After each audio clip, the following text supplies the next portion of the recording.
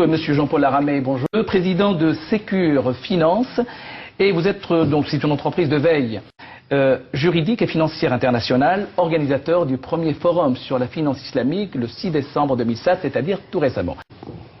Ce qui me semble essentiel aussi dans la finance islamique, c'est qu'elle contribue davantage, à mon sens, au développement durable de l'économie.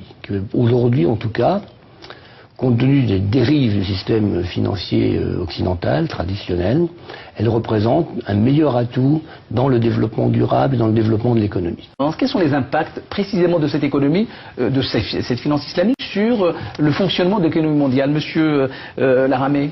À mon sens, elle vient du fait que les produits générés par le système financier occidental sont des produits de plus en plus complexes, de plus en plus dérivés, comme on dit, de plus en plus virtuels. Il y a de moins en moins de sous-jacents, de garanties, etc. Et en fait, les sous-jacents, les garanties sont remplacés petit à petit par des notations que donnent les différentes agences sur la qualité de la garantie de telle banque, de tel établissement financier, etc. D'autre part, le système financier mondial a tendance à privilégier les investissements à court terme, à fort rendement et donc aussi à fort risque. Ça, c'est un autre point important. D'autre part, on remplace de plus en plus les principes éthiques qui régissent la finance, qui doivent la régir en tout cas, par un nouveau concept qui est celui de la conformité. Alors il faut que les produits, il faut que les établissements soient conformes à des règles américaines, à des règles européennes, à des règles internationales, à des règles françaises. Mais la norme est une chose, l'éthique en est une autre, si vous voulez, à mon sens. Mais la finance islamique est d'abord une question de sens et une question d'éthique et de moralisation, et non pas de codification. Un autre point, c'est que de moins en moins, il n'existe dans le monde occidental, le financier, la notion de solidarité, qui pour moi est une notion absolument essentielle, et qui existait dans le système français, par exemple, avec le système bancaire mutualiste. Et aujourd'hui, ces grandes banques, le Crédit Agricole, les banques populaires, etc., sont devenus des établissements financiers extrêmement performants dans le monde, mais ont perdu un petit peu cette idée fondamentale de la solidarité et du mutualisme.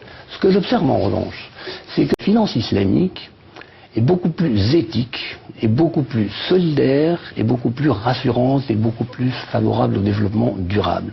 Parce que les principes de solidarité sont très clairement affirmés. Je veux dire, il y a partage des profits, il y a partage des pertes, et dans certains cas, même, c'est seul l'investisseur qui prend les pertes pour lui.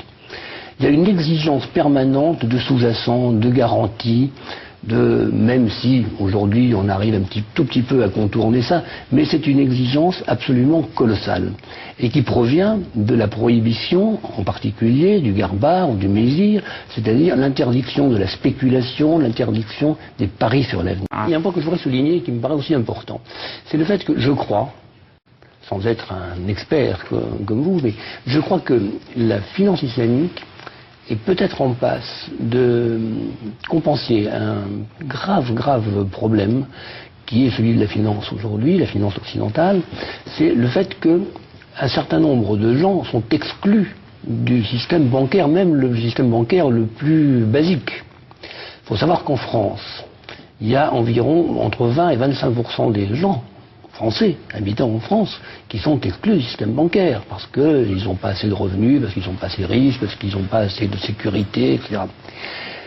Dans le monde, il y a entre 75, d'après le FMI et la Banque mondiale, il y a entre 75 et 80% de la population mondiale qui est exclue du système financier, même le plus basique. Dans un pays comme le Sénégal, ça atteint, paraît-il, 90%. Raison pour laquelle, entre autres, une banque islamique commence à s'installer au Sénégal, appuyée d'ailleurs en partie par la Banque mondiale, pour développer l'accès au système bancaire, même le plus simple. Et à travers notamment aussi des systèmes de microcrédit qui se développent beaucoup, en particulier grâce à la finance islamique. Alors en Europe, en terre d'Europe, des millions de musulmans vivent. Et je pense que c'est une des chances que l'introduction de la finance islamique pourrait aussi apporter en France, lorsqu'on voit que le gouvernement français veut développer l'accès au logement pour tous les Français, y compris les couches peut-être les moins riches de la population. Et je crois franchement que la finance islamique peut être une solution. Je ne dis pas que c'est la seule, et je ne dis pas non plus qu'elle doit se limiter à la population musulmane. Je crois que des principes, des produits financiers issus de la charia, donc charia compliant, peuvent être également, ça c'est un point sur lequel je voudrais vraiment insister, voilà, c'est que je vais dire à tout le monde, c'est des produits nouveaux et intéressants.